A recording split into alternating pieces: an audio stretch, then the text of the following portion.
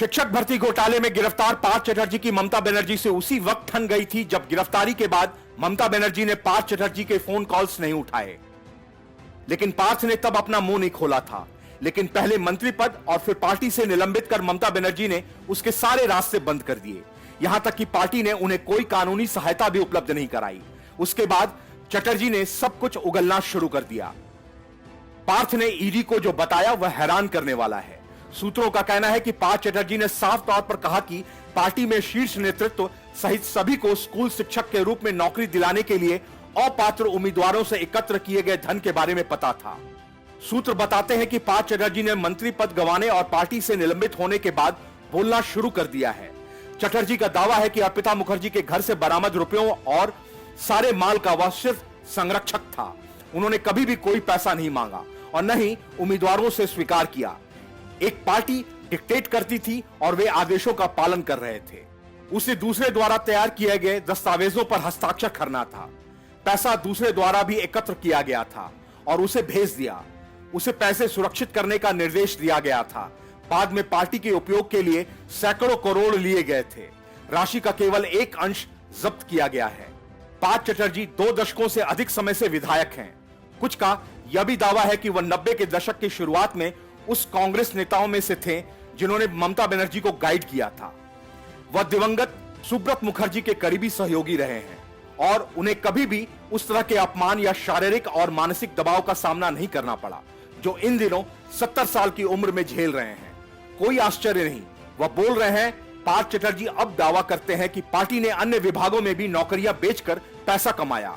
यह संस्कृति पश्चिम बंगाल में तृणमूल कांग्रेस के सत्ता में आने से पहले की है। लोगों को कथित तौर पर पैसे देकर रेलवे की नौकरी मिली। उन्होंने यह भी उल्लेख किया कि माजिरहाट में एक निश्चित कार्यालय है जहां ये सौदे हुए थे। पार्थ चटर्जी का दावा है कि पार्टी को उनके भाग्य के बारे में निर्णय लेने में इतना समय लगा क्योंकि अन्य नेता अपने घरों की सफाई कर रहे थे। एक बार यह खत्म हो जाने के बाद उन्होंने अपने हाथ धो लिए। उन्हें खुद के बचाव के लिए छोड़ दिया गया।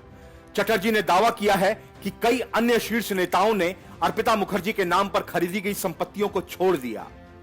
हालांकि यह केवल आरोप है जिन्हें अदालत के समक्ष साबित करना होगा।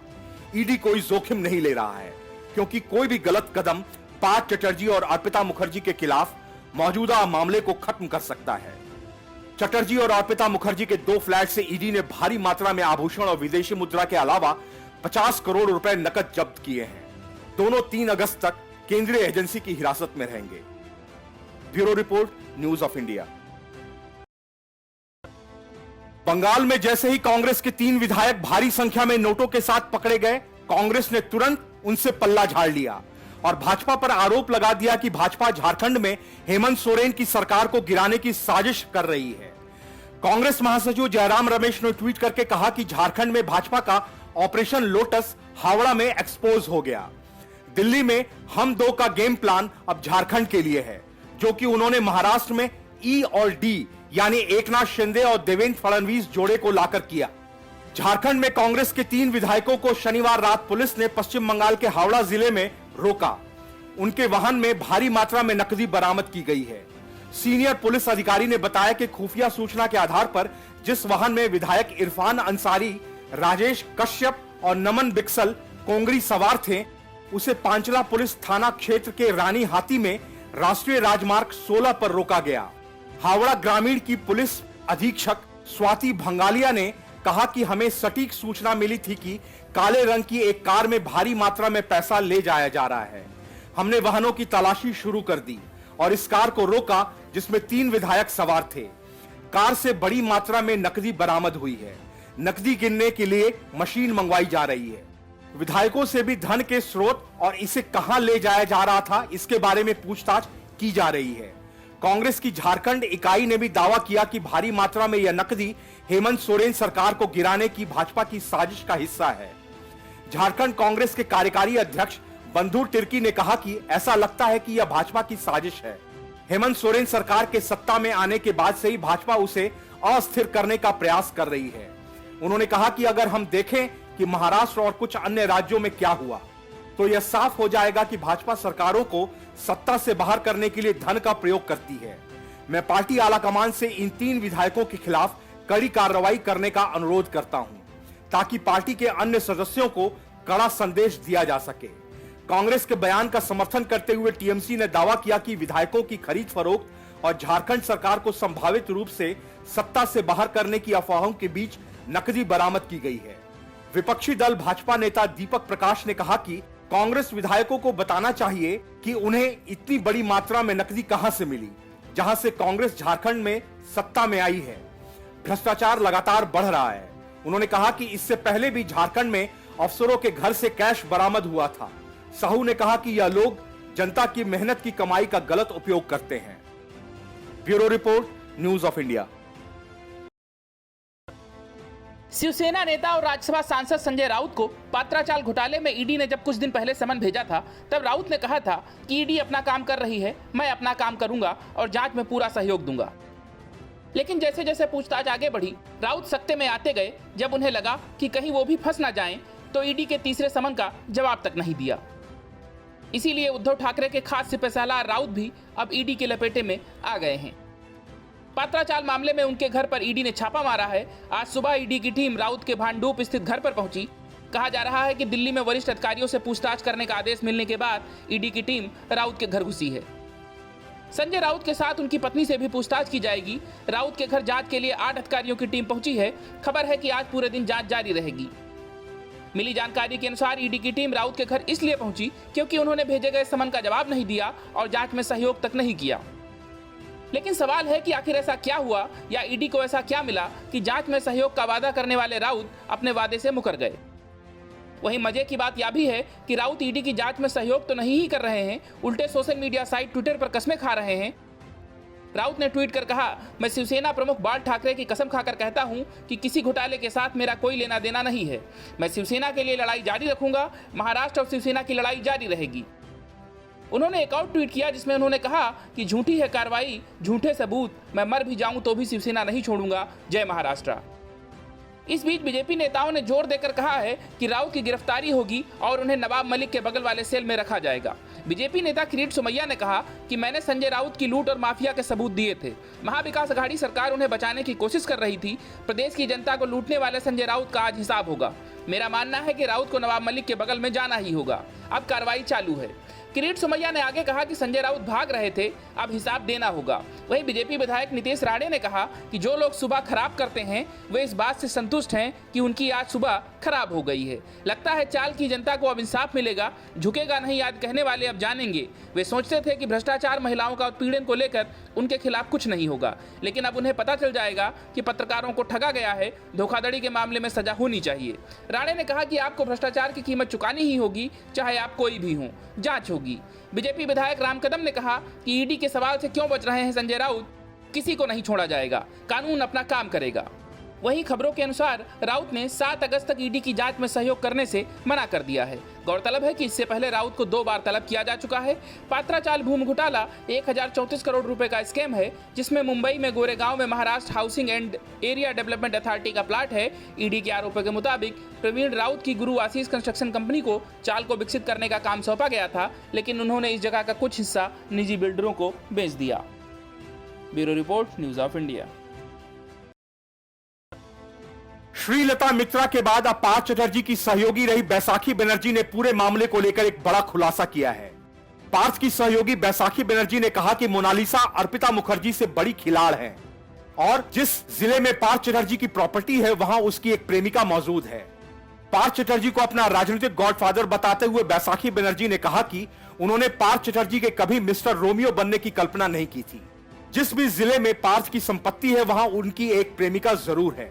बैसाखी ने कहा कि मोनालिसा अर्पिता से बड़ी खिलाड़ी है, उसका बांग्लादेश से गहरा नाता है।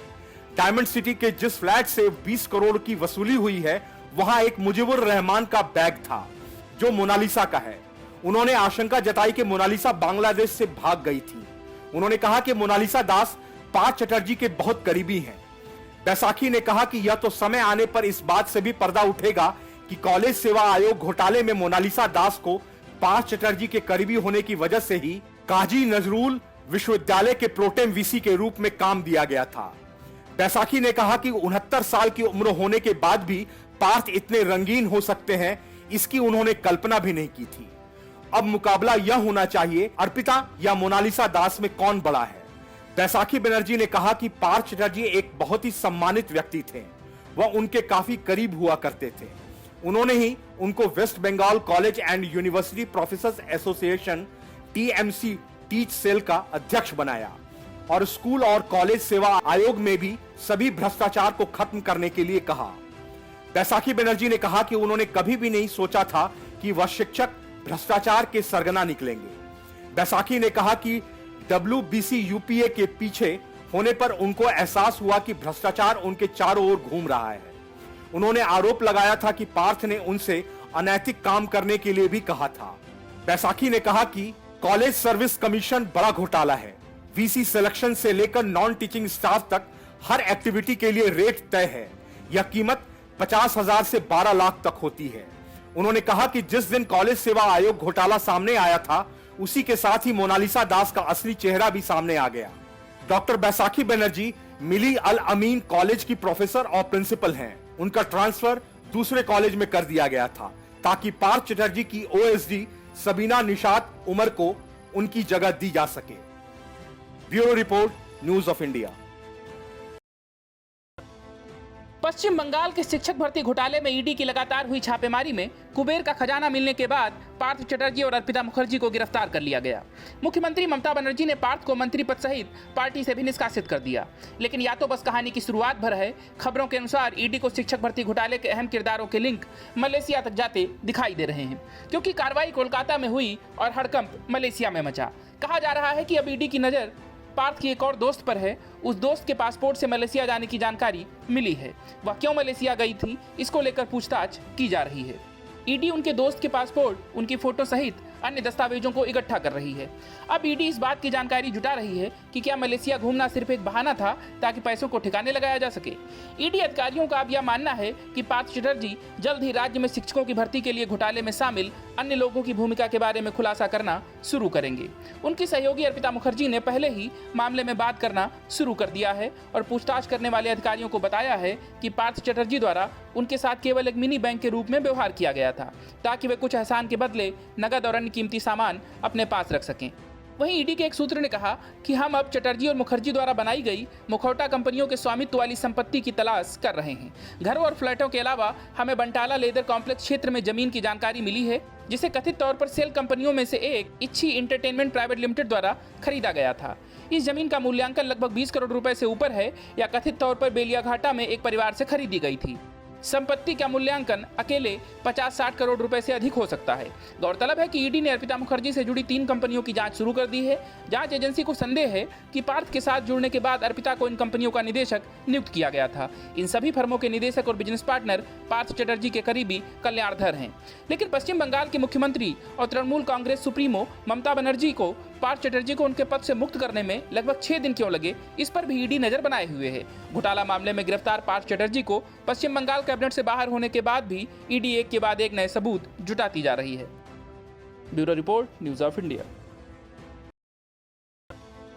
कई बार समन जारी होने के बावजूद संजय राउत ईडी के पास नहीं गए, तो सुबह सवेरे ईडी की टीम संजय राउत के घर आ धमकी और छापेमारी करने लगी।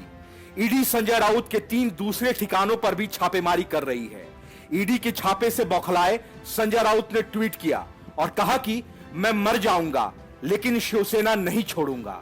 राउत के इस बयान पर मुख्यमंत्री एकनाथ शिंदे ने चुटकी ली और कहा कि तुझे बुला कौन रहा, मैं तो नहीं बुला रहा।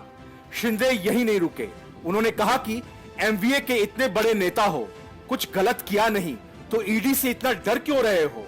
पात्रा चौल जमीन घोटाले में ईडी ने राउत के खिलाफ कई समन जारी किए। उन्हें 27 जुलाई को भी तलब किया था, लेकिन राउत ने संसद सत्र का हवाला देकर हाजिर होने से इनकार कर दिया और 7 अगस्त तक का समय मांगा। इसके बाद ईडी के अधिकारी संजय राउत के घर पहुंच गए, यहां छापेमारी शुरू की। राउत ने कुछ भी गलत करने से इनकार किया और आरोप लगाया है कि उन्हें राजनीतिक प्रतिशोध के लिए निशाना बनाया जा रहा है। उन्होंने ईडी की कार्रवाई के कुछ देर बाद ट्वीट किया।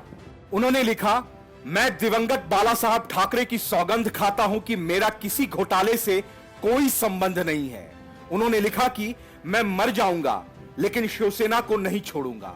संजय राउत के घर छापेमारी मामले में महाराष्ट्र के मुख्यमंत्री एकनाथ शिंदे का बयान आया है। उन्होंने कहा कि ईडी की जांच चल रही है, अगर उन्होंने कुछ गलत नहीं किया है तो डर क्यों रहे हैं। वह एमवीए के एक बड़े नेता थे। एकनाथ शिंदे ने कहा कि ईडी ने पहले भी जांच की थी। अगर ईडी केंद्र सरकार के डर से काम करता है तो सुप्रीम कोर्ट को इस पर कार्रवाई करनी चाहिए। ईडी अपना काम कर रहा है। संजय राउत के शिवसेना नहीं छोड़ूंगा बयान पर शिंदे ने कहा कि उन्हें बुलाया किसने है, हम तो नहीं बुला रहे, न भाजपा। मैं साफ कर देता हूं, अगर कोई ईडी के डर से हमारे साथ जुड़ने की बात कह रहा है तो मेरी विनती है, मत आओ हमारे साथ। हम ईडी या दबाव डालकर किसी को नहीं बुला रहे। हमारे साथ जो लोग जुड़े उन पर कोई दबाव नहीं है। Bureau report, news of India. Paschim Bangal के शिक्षक भर्ती घोटाले में अब हर रोज ऐसे चौंकाने वाले खुलासे हो रहे हैं जो मुख्यमंत्री ममता बनर्जी की मुश्किलें बढ़ा सकते हैं। पार्थ चटर्जी को कैबिनेट और पार्टी से निष्कासित करने के बाद भी शिक्षक भर्ती घोटाले की आंच ममता से दूर नहीं जा रही है। ताजा खुलासे के अनुसार इस मामले में गिरफ्तार अर्पिता मुखर्जी सहित टीएमसी के कई नेताओं ने अपने अपने लोगों की नौकरी की सिफारिश की थी। इस मामले में पिटीशन दाखिल करने वाले वकील तरुण ज्योति तिवारी के अनुसार शिक्षक भर्ती का पैसा टीएमसी के कई नेताओं के जरिए तत्कालीन शिक्षा मंत्री तक पहुंच रहा था। तिवारी के मुताबिक यह पूरा घोटाला 5,000 करोड़ का है, क्योंकि हर कैंडिडेट से 18-20 लाख रुपए लिए गए और यह सब पिछले 10 साल से चल रहा था। टीएमसी नेता मुकुल राय के बेटे शुभ्रांशु राय, टीएमसी के स्टेट सेक्रेटरी असीम मांझी और अखिल गिरी के साइन किए हुए अलग अलग लेटर भी मीडिया के हाथ लगे हैं। यह लेटर 2013 के हैं। इसमें कैंडिडेट्स का नाम और रोल नंबर लिखकर रिक्रूटमेंट करने वाले बोर्ड को दिया गया था। वकील तरुण ज्योति तिवारी ने बताया कि मैंने यह लिस्ट हाईकोर्ट में भी जमा करा दी है। इससे यह बात साबित होती है कि टीचर्स रिक्रूटमेंट में पैसा टीएमसी के कई नेताओं के जरिए तत्कालीन शिक्षा मंत्री तक पहुंच रहा था। उन्होंने आगे कहा कि 50 करोड़ का जो अमाउंट मिला है वो बहुत छोटा है। जब यह पूरा स्कैम सामने आएगा तो अमाउंट 5,000 करोड़ तक पहुंचेगा, क्योंकि एक कैंडिडेट से 18-20 लाख रुपए लिए गए हैं।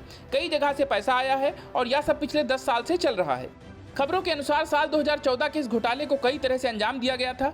इसमें बिना मेरिट वालों को नौकरी दी गई। जो छठी कक्षा पास थे उन्हें भी टीचर बना दिया गया। इतना ही नहीं, जिन्होंने एग्जाम ही नहीं दिया उनका भी सिलेक्शन हो गया। इन भर्तियों के लिए अभ्यर्थियों से लाखों रुपए लिए गए। इस भर्ती घोटाले से संबंधित 3 सूची सामने आई है। इसकी एक लिस्ट किसी एजेंट की बताई जा रही है।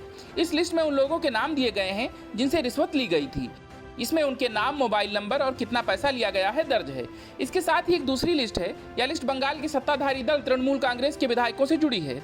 इसमें उन विधायकों और मंत्रियों के नाम दिए गए हैं जिन्होंने उम्मीदवारों को नौकरी देने के लिए उनका नाम आगे बढ़ाया था। यह बात भी सामने आई है कि पार्थ चटर्जी के पूर्व बॉडीगार्ड के परिवार के 13 लोगों को शिक्षा विभाग में नौकरी दी गई है। इनमें एक महिला ऐसी भी है जो छठी पास है। इसी तरह अर्पिता की सिफारिश पर भी उसके कई रिश्तेदारों को नौकरी दी गई। गौरतलब है कि हाईकोर्ट के निर्देश पर इस भर्ती घोटाले की सीबीआई जांच करा रही है। वहीं मनी लॉन्ड्रिंग की जांच प्रवर्तन निदेशालय कर रहा है। वहीं भर्ती प्रक्रिया में शामिल विद्यार्थी पिछले 503 दिनों से कोलकाता के मेयो रोड पर कोर्ट की अनुमति के बाद प्रदर्शन कर रहे हैं। Bureau report, news of India. न उद्धव ठाकरे का धमकाने का अंदाज काम आया, ना ही मौके पर शरद पवार ने साथ दिया और ना ही सोशल मीडिया की शेरो शायरी व लफ्फाजी काम आई। आखिरकार ईडी की छापेमारी और 9 घंटे की पूछताछ के बाद संजय राउत को हिरासत में ले लिया गया। ईडी अधिकारी उन्हें लेकर दफ्तर निकल गए। राउत के घर के बाहर उनके मुट्ठी भर समर्थकों ने भी नौटंकी करने की कोशिश की, लेकिन पुलिस की सख्ती के आगे उन्होंने भी राउत का साथ छोड़ दिया। वहीं राउत ने भी कथित हीरोगिरी दिखाने की कोशिश की और ईडी की टीम जब उन्हें घर से लेकर निकली तो उन्होंने भगवा रंग का कपड़ा हवा में लहराया। लेकिन पात्राचाल घोटाले से जुड़े मनी लॉन्ड्रिंग के मामले में ईडी ने समन भेजा तो संजय राउत बगले झांकने लगे थे। ना ही ईडी को जांच में सहयोग किया और ना ही उनके सवालों का जवाब दिया। मजबूरन ईडी ने राउत को हिरासत में ले लिया और राउत आगे भी अगर अकड़ दिखाते हैं तो उन्हें ईडी गिरफ्तार भी कर सकती है। वहीं ईडी की कार्रवाई पर उद्धव ठाकरे भड़क गए। संजय राउत के ठिकानों पर ईडी की छापेमारी को लेकर पूर्व मुख्यमंत्री उद्धव ठाकरे ने कहा है कि बेशर्मी से उनके खिलाफ साजिश की जा रही है और आवाज को कुचलने की कोशिश हो रही है। ठाकरे ने तो पहले से ही अंदेशा जता दिया कि संजय राउत गिरफ्तार भी हो सकते हैं। वहीं मजे की बात यह है कि जिस एनसीपी मुखिया शरद पवार के घर संजय राउत चक्कर काटते रहते थे, उन्होंने सबसे पहले उनसे किनारा कर लिया। ईडी के छापे के बाद एनसीपी नेता और पवार के भतीजे अजीत पवार ने राउत का समर्थन नहीं किया और वो इस मामले से कन्नी काटते हुए नजर आए। अजीत पवार ने यहाँ तक कह दिया कि जांच एजेंसियां, चाहे वो ईडी हो, सीबीआई हो, आईटी हो या राज्य की एजेंसियां, ये सभी शिकायत मिलने पर जांच करती हैं। संजय राउत के मामले में यह बार बार हो रहा है, इसीलिए इसके पीछे का सही कारण वही बता सकते हैं। मतलब साफ है कि एनसीपी यह मानती है कि इस मामले में राउत दूध के धुले नहीं हैं। गौरतलब है कि 1034 करोड़ रुपए से ज्यादा के पात्राचाल जमीन घोटाले मामले में ईडी की टीम ने संजय राउत को 27 जुलाई 2022 को समन जारी किया था, लेकिन वो पेश नहीं हुए थे। संजय राउत पर इस जांच में सहयोग नहीं करने का भी आरोप है। जानकारी के मुताबिक जब उन्हें जांच एजेंसी ने अपने साथ ईडी ऑफिस चलने के लिए कहा तो उन्होंने कहा कि वे मौजूदा सांसद हैं। उन्होंने 7 अगस्त तक का समय मांगा था, लेकिन ईडी ने उनकी एक न सुनी और हिरासत में ले लिया। हालांकि राउत ने बहानेबाजी की और सफाई दी कि एक जिम्मेदार सांसद के रूप में उन्हें संसद सत्र में भाग लेना है और इसीलिए वो 20 और 27 तारीख को ईडी के सामने पेश नहीं हुए। उन्होंने ये भी कहा कि उन्होंने 7 अगस्त तक का समय मांगा है और अगर उस दिन तलब किया जाता है तो वो ईडी के अधिकारियों के सामने पेश होंगे। Bureau report, news of India. Paschim Bangal के शिक्षक भर्ती घोटाले में पार्थ चटर्जी की गिरफ्तारी के बाद जो राज खुल रहे हैं, उनसे ममता बनर्जी सरकार की आने वाले दिनों में मुश्किलें बेतरतीब तरीके से बढ़ने वाली हैं। ताजा खुलासे में अर्पिता मुखर्जी और पार्थ चटर्जी पर बंगाल सरकार की टैक्स में चोरी करने का आरोप लगा है, लेकिन खास बात यह है कि यह ममता सरकार की ही मिलीभगत से हुआ है। दरअसल साल 2011 में पार्थ चटर्जी के साथ मिलकर अर्पिता ने एक जमीन खरीदी और उस पर निर्माण किया, लेकिन उस वक्त पार्थ चटर्जी का कद टीएमसी में बहुत बड़ा था और पार्टी की फंडिंग में भी उनका बड़ा रोल था। मतलब यह कि अपने काले कारनामों से पार्थ टीएमसी को खूब कमा के देते थे, इसलिए ममता बनर्जी ने भी आंखें मूंद रखी थी। लेकिन जैसे ही पार्थ चटर्जी ने अब ईडी के सामने अपना मुंह खोला, टैक्स चोरी की बात सामने आ गई। बताया जा रहा है कि कोलकाता नगर निगम के मेयर फिरहाद हाकिम ने कस्बा में राजडांगा मेन रोड स्थित इच्छा एंटरटेनमेंट की जांच के आदेश दिए हैं। वहीं अर्पिता मुखर्जी पर यह आरोप है कि उन्होंने इस जमीन पर मकान बनाकर नगर पालिका के भारी भरकम टैक्स की चोरी की है, जबकि मूल कागजात पर खाली जमीन दिखाई गई है। केएमडीए चेयरमैन फिरहाद हाकिम ने दोषी पाए जाने पर कड़ी कार्रवाई के संकेत दिए हैं। ईडी सूत्रों के मुताबिक अर्पिता मुखर्जी ने इसी घर में अपना पहला प्रोडक्शन हाउस खोला था। इसका निर्माण 2011 में पार्थ चटर्जी के निर्देश पर शुरू हुआ था और काम 2012 में पूरा हो गया था। सूत्रों के मुताबिक जांच पूरी होने के बाद केएमडीए जमीन पर अधिग्रहण कर सकता है। असल में विवाद के केंद्र में कस्बा में 95 राजडांगा मेन रोड के 3 प्लाट हैं। नगर निगम कर एवं राजस्व पंजी के अनुसार इसकी संख्या 10, 11 और 12 है। प्लाट नंबर 11 वांछित घर है। ईडी ने अर्पिता के घर पर छापा मारा था। इसके अलावा प्लाट 10 व 12 में मकान होने के बावजूद नगर निगम के अभिलेखों में खाली जमीन अंकित है। प्लाट संख्या 11 में इच्छे मकान 2, खाता 9 छटका भूमि पर बना हुआ है। उसके लिए नगर पालिका को 2356 रुपए का वार्षिक कर प्राप्त होता है। हालांकि इस जगह की असली कीमत घर समेत 1,75,000 रुपए से ज्यादा होनी चाहिए। यानी आरोप यह है कि महज एक जमीन के टुकड़े पर नगर निगम कर की भारी भरकम चोरी की गई है। यही प्रश्न अन्य 2 भूखंडों पर भी लागू होता है। खबरों के अनुसार अर्पिता ने यह प्रोडक्शन हाउस 2013 में खोला था। वहीं ईडी ने दावा किया कि उस समय जमीन और घर पार्थ के नाम पर था। साल 2014 में इसे पार्थ चटर्जी से बदलकर अर्पिता मुखर्जी का नाम कर दिया गया। कथित तौर पर नगरपालिका के रिकॉर्ड में उस घर का कोई निशान नहीं है। दूसरे शब्दों में कहें तो नगरपालिका के अभिलेखों में भले ही खाली जमीन है, लेकिन हकीकत में वहां बड़े बड़े मकान बने हुए थे और कारोबारी गतिविधियां चल रही थी। बहरहाल इस मामले के बाहर आने के बाद ममता बनर्जी सरकार मुश्किल में फंस सकती है। Bureau report, news of India. Paschim Bangal के शिक्षक भर्ती घोटाले में पूर्व मंत्री पार्थ चटर्जी की करीबी अर्पिता मुखर्जी के यहां ईडी के छापे के बाद हर रोज चौंकाने वाले खुलासे होने लगे। ईडी को 51 करोड़ से ज्यादा कैश तो मिला ही, साथ ही करोड़ों की नामी और बेनामी संपत्ति का पता भी चला। ठीक वैसा ही कुछ अब महाराष्ट्र की सियासत में अहम किरदार बने हुए शिवसेना सांसद संजय राउत के साथ भी हो रहा है। 1039 करोड़ रुपए के पात्राचाल जमीन घोटाले में 9 घंटे की पूछताछ के बाद ईडी ने संजय राउत को हिरासत में ले लिया।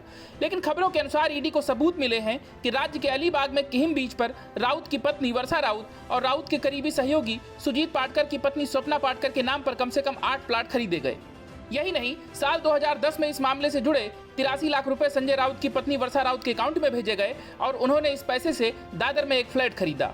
दरअसल उत्तरी मुंबई के गोरेगांव में सिद्धार्थ नगर यानी पात्राचाल में 47 एकड़ में 672 घर हैं। साल 2008 में Maharashtra housing and area development authority यानी MHADA ने रीडेवलपमेंट प्रोजेक्ट शुरू किया और गुरु आशीष कंस्ट्रक्शन प्राइवेट लिमिटेड यानी GACPL को 672 किराएदारों का पुनर्वास और इलाके को रीडेवलप करने का कॉन्ट्रैक्ट दिया। समझौते के मुताबिक GACPL को पात्राचाल के 672 किराएदारों को फ्लैट देना था, साथ ही MHDA के 3000 फ्लैट बनाना था और शेष को निजी डेवलपर्स को बेचना था। लेकिन ईडी का दावा है कि संजय राउत के करीबी सहयोगी प्रवीण राउत और गुरु आशीष कंस्ट्रक्शन के अन्य निदेशकों ने Maharashtra housing and area development authority को गुमराह किया। साथ ही फ्लोर स्पेस इंडेक्स यानी FSI को 9 अलग अलग निजी डेवलपर्स को बेचकर 901.79 करोड़ रुपए कमाए। लेकिन उन्होंने ना तो 672 किराएदारों को फ्लैट दिया और ना ही MHADA के लिए कोई फ्लैट बनाया। साथ ही ईडी ने दावा किया है कि प्रवीण राउत को एक रियल एस्टेट कंपनी SDIL से 100 करोड़ रुपए मिले। इस पैसे को प्रवीण ने अपने करीबी सहयोगियों, परिवार के सदस्यों और संजय राउत के परिवार को दिया। ईडी का आरोप है कि साल 2010 में इसमें से 83 लाख रुपए सीधे संजय राउत की पत्नी वर्षा राउत के अकाउंट में भेजे गए। उन्होंने इस पैसे से दादर में एक फ्लैट खरीदा, साथ ही 8 प्लाट और खरीदे गए। इस लैंड डील में भी नगद पैसे का भुगतान किया गया। ईडी ने बताया कि इन संपत्तियों की पहचान होने पर प्रवीण राउत और उनके सहयोगियों की इन सभी संपत्तियों को कुर्क करने का आदेश जारी किया गया है।